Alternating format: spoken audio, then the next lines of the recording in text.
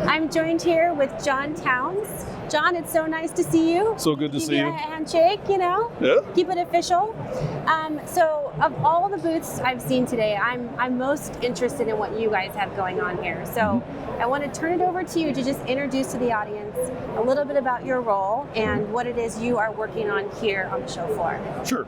So I'm very excited to be here. I'm actually a long-time participant in this conference. My first one was in 1990. Wow. So I've been coming to supercomputing for a very long time and have been in the supercomputing community since I was a grad student many years ago.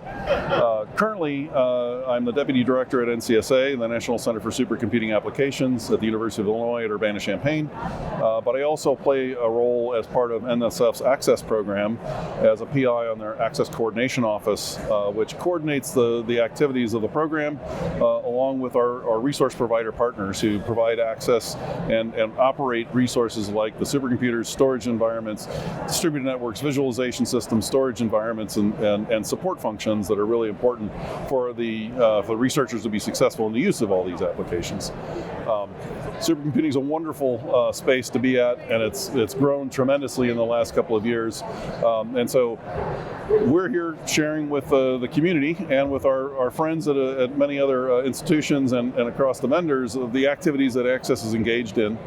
So we provide this integrated environment. It's a single place that the research community can come to ask for access to these many resources that are available via NSF and provide support in the use of those. So it allows them not to have to go and ask across many different institutions for access to resources. We also enjoy economies of scale and leveraging one another's strengths across the overall program. Okay, awesome. So let's back up just a little bit. Sure. So can you explain a little bit more specifically, because Access is an amazing program. Yes. Can you explain a little bit more in detail around what Access does? Right. So Access does not actually operate any resources. It is an integrating function. It provides a distributed environment across these investments that NSF has made to make sure that we've lowered the barrier to entry for researchers in the community. Wow, that was fun. To be able to not only access but to use these resources as well to apply them in advancing their science or many other activities that they're engaged in. Yeah.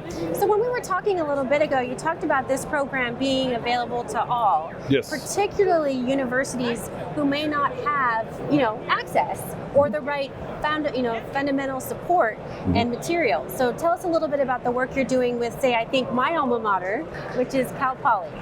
So to start with the access question, it's actually available at no cost to researchers, to anyone in higher ed, but also anyone from the corporate community, provided that they're publishing their results in the open literature. So since it's a federally funded program, we need to make sure that the results of the research are openly available. So we do have researchers who come from corporate environments, corporate research labs, that we provide allocations to. We also support researchers funded by other agencies, not just the National Science Foundation, where our funding comes from. So we have DOE, DOD, NIH, and several other agencies that we're supporting, and some emerging ones like NIST has come up more recently as more researchers are coming from there.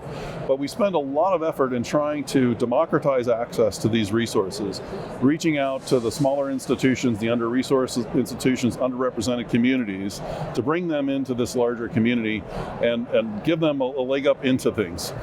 So we spend a lot of time doing that, and so we talked about this project. We can talk a little more about it if you like. That really is a great example of enabling researchers at a smaller institution to do something really important. Yeah, so let's talk about that, because I'm fascinated by the type of science you're enabling with some of these partners. So can you tell us a little bit about what it is you're doing, say, in the field? Yeah, so the one with Cal Poly would be, I think, considered less a research project than an applied AI project. So it's an emergency response situation, so they have to go out and search for folks who get lost in the mountains and such. They have very little information to go on generally, and they're building a system that, well, their current system is they're basically out in the woods wandering around with walkie-talkies trying to coordinate with one another. This is not the most effective way to find someone who may be in distress. because many of them become, they're not in contact anymore, but they get injured or something else like that, right? So they are trying to find much better ways to more rapidly find these folks out in the field. So they're building a system that both uses a tablet-based application that they can make use of out in the field, but it's connected back to their servers and then to access resources to run an AI model, taking in observational data that they're getting from the field, running inference on that, providing responses back, and they're getting those responses back immediately. So they can coordinate their efforts very rapidly, and all of them are aware of what's going on, what information has been found, to more effectively focus their search. Amazing, amazing. And so in the past, as you mentioned, they're just using like a tablet or something, like a written tablet. Well, I think in the past it was more a notepad, pencil, and a walkie-talkie. Yeah. So this is not the most advanced technology, and it's also not the most reliable technology.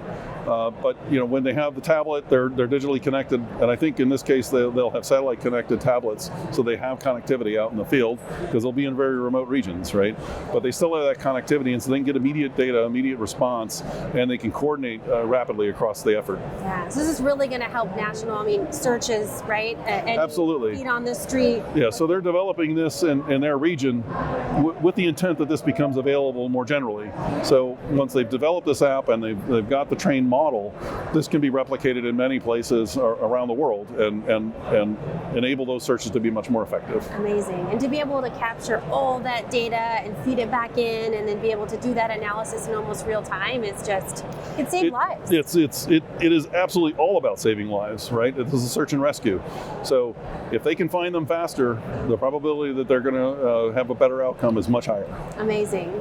Well, this was an awesome story, and I appreciate you walking us through it. But Absolutely. I think a lot of other folks would be very interested to know, how can they tap into your program? Where do they go to get more information? So this is the wonderful thing, is that these resources are available at no cost to researchers, which is often difficult for them to understand. They always think that there's a cost involved. There's an application process. So if you go to our website, access-ci.org, you'll be able to find out more about the program. But there's also some specialized pages for different types of communities that might be interested in using resources. So whether you're a researcher or a student, if you're an educator, if you're a community organization that wants to connect to us, we've provided specialized pages with the information more targeted to their interests. But we also provide the entry into how do you actually apply for these resources. That goes through a peer review proposal process. We try to turn those around very quickly, and for smaller allocations we can get access to folks within a week or so. So they can very quickly get access to these resources. And I want to emphasize that they're available at no cost to people, because a lot of folks just don't believe that, actually. Yeah, it's almost too good to be true, but it is true. And it is your true. Access program, like I said, is one of the coolest things I've seen on the show here. So thank you for sharing. Thanks so much. With me, and you're welcome. All right. Have a great show. Thank you.